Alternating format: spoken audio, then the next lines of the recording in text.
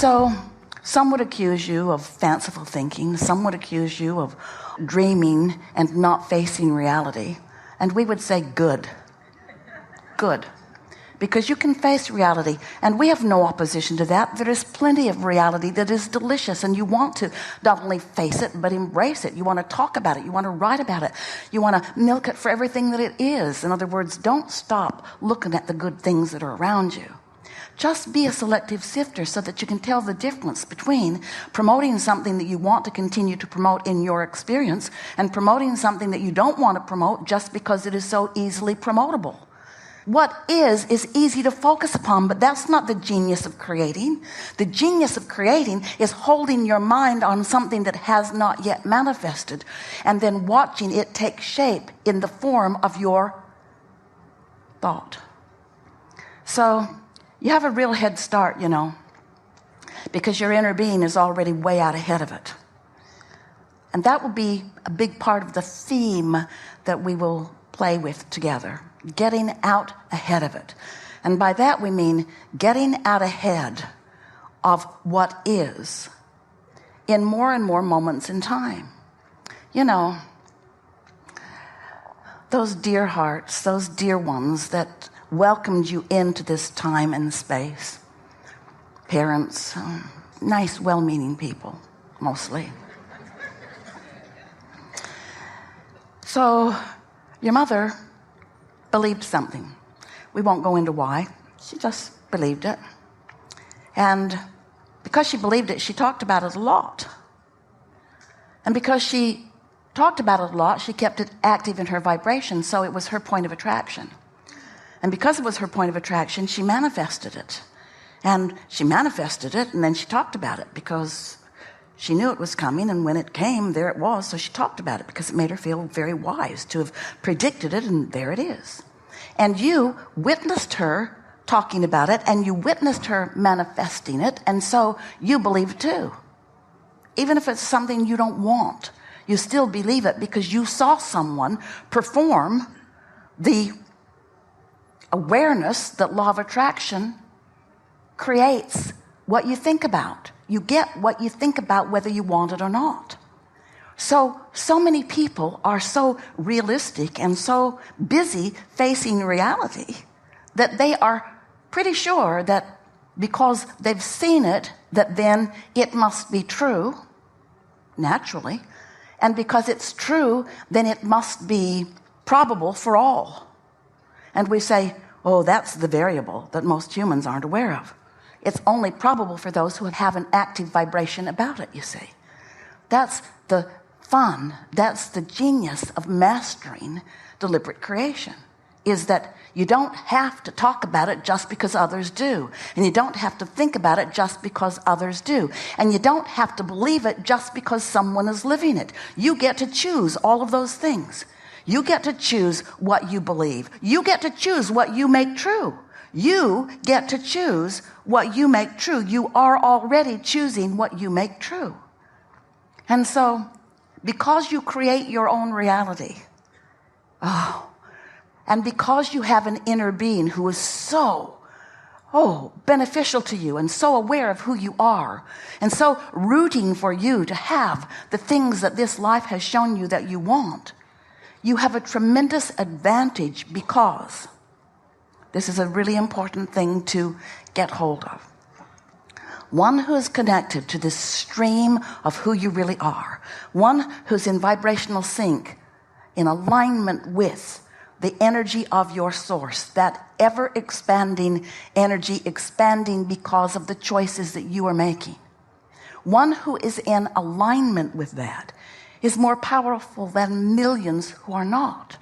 There is no comparison between the point of attraction that your inner being holds and is, and that of most humans, because your inner being does not split energy. Your inner being doesn't say, well, they want this, but they think about that. Your inner being simply says, they want this, and therefore it is. Therefore it is.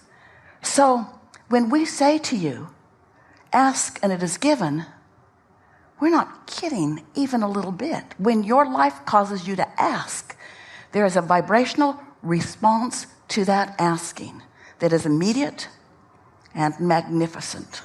You just gotta find a way of tuning to the frequency of that.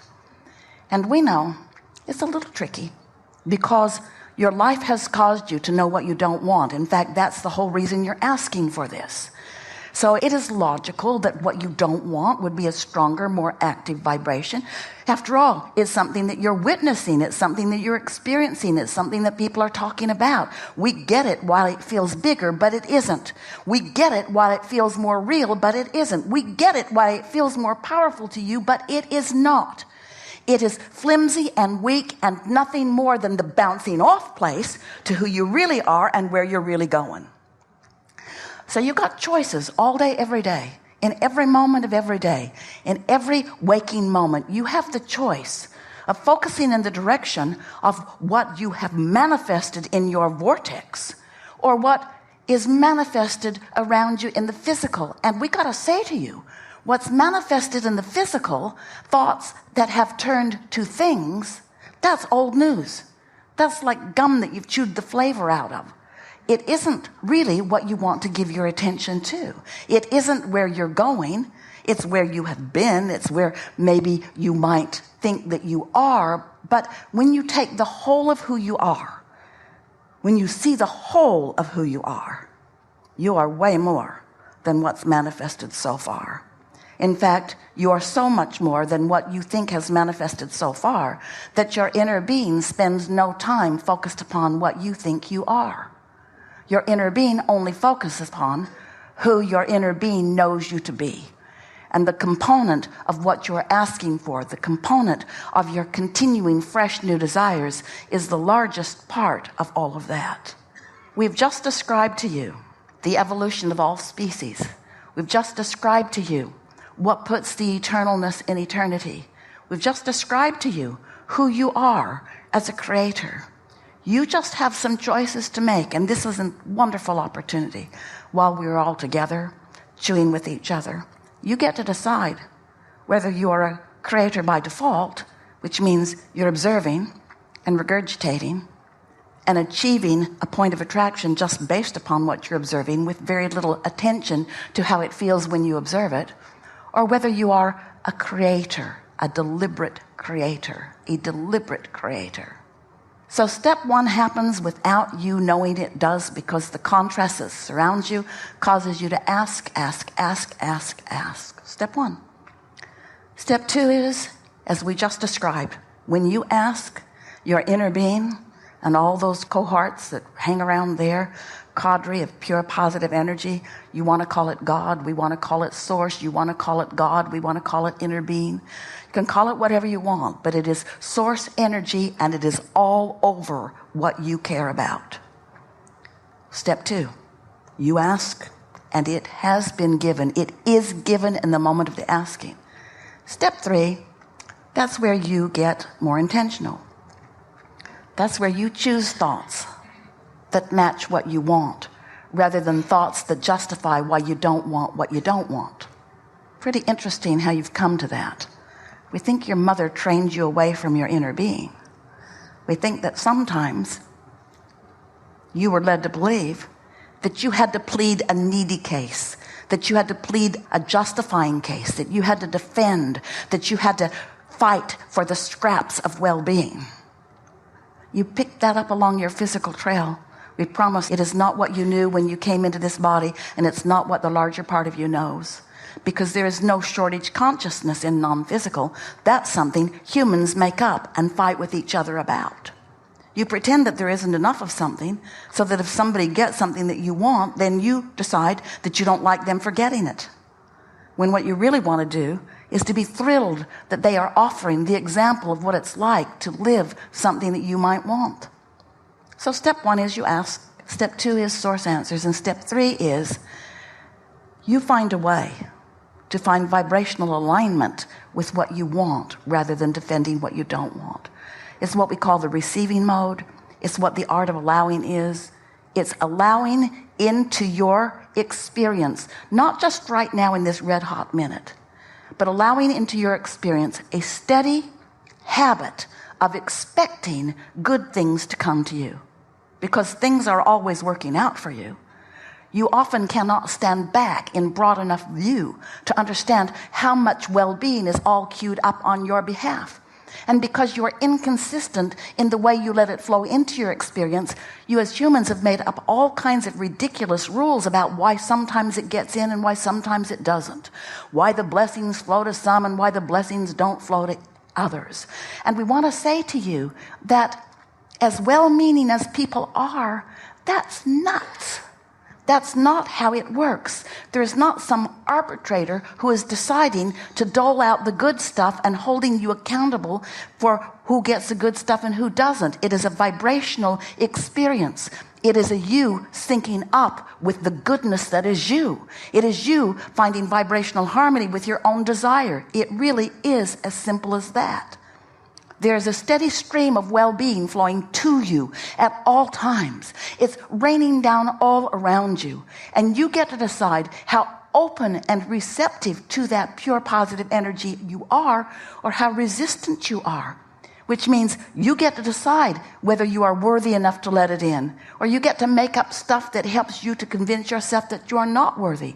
But we promise you, every bit of that you picked up along your physical trail from somebody else that picked it up along their physical trail from somebody else who, for whatever reason, figured out a way to pinch off the well-being and then acted as a demonstrator of no well-being and then made up stories to scare you about your own well-being.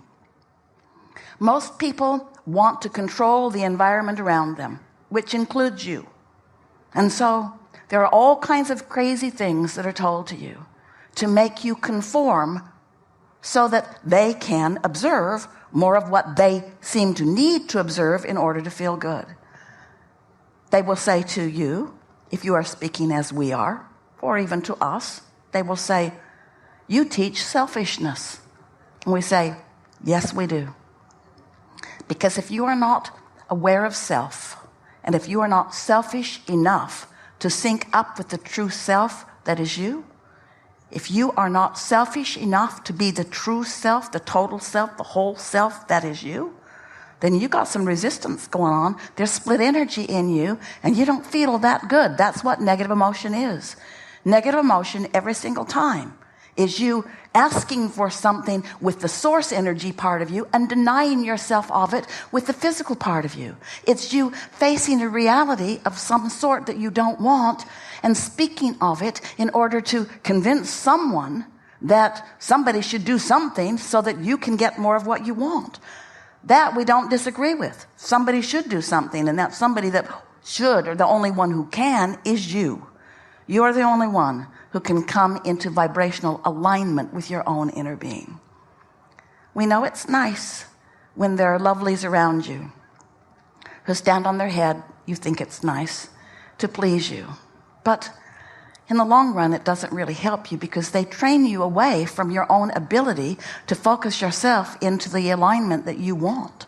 In other words, if someone's always behaving in a way and all you have to do is observe them, then you get pretty lazy in your observation. And when you're lazy in your observation, then you are most often full of vibrational resistance that is holding apart from you things that you want. And then you make up stories about why that is so.